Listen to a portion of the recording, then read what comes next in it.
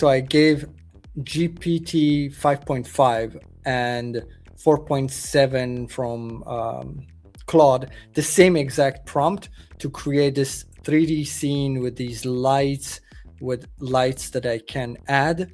I did tweak them, so this is not the first thing that they came up with. Claude got a few things regarding like the physics better, but GPT got a few things regarding the looks better.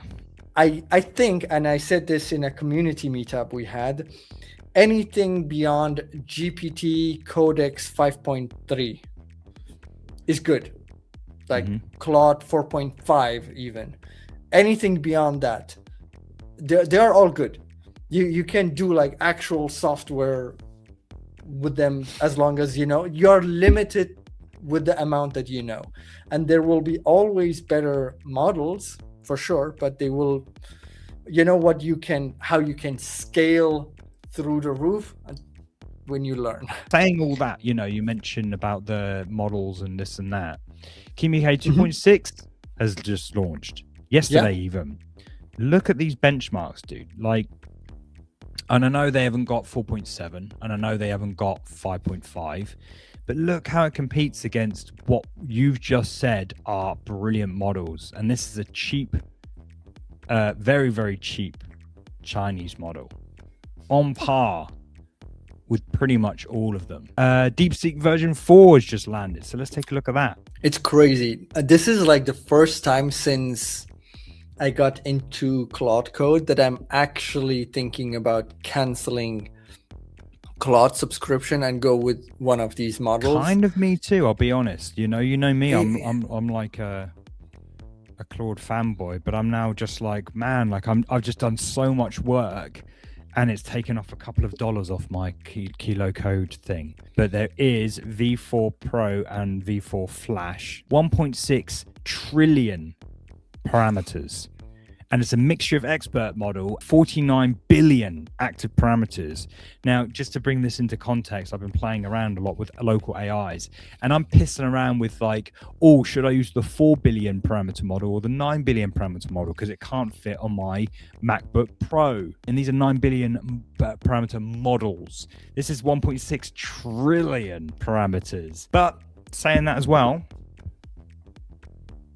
you can download it, because MLX community have already quantized it to MLX at 8-bit, and that is 302 gig at 8-bit. Oh, this is the Flash one as well. This is the smaller one. Yeah. So you can play around with it. And the interesting thing about this is that they released it, open source it the same day that they released it. This actually appeared on Hugging Face before they actually announced it, and it's often a bit of a two-step program. And saying that, GLM 5.1 got released as well. And these all have very reasonable coding plans. Starts at $15 per month. Well, actually, monthly starts at $19, but if you were to go annually, GLM coding plan here, I think it's. I actually haven't.